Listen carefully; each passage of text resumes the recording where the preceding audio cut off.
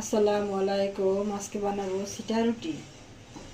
প্রথমে ব্যাটারটা পানি দিয়ে গুলিয়ে নিয়েছি, আধা 1 ঘন্টা ম্যারিনেট করে রেখেছি। এখন লবণ দিয়ে একটু পাতলা ব্যাটার হবে।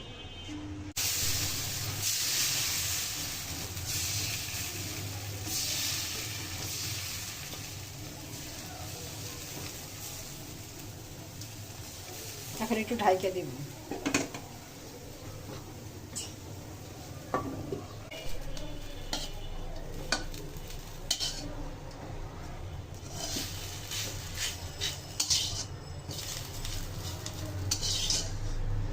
এই তো আমার পিঠাটা হয়ে গেছে, একে সবগুলা বানিয়ে নেব।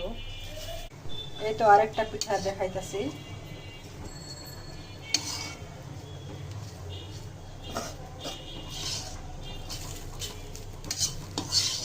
এই তো দেখুন, মাশাআল্লাহ কত সুন্দর হয়েছে।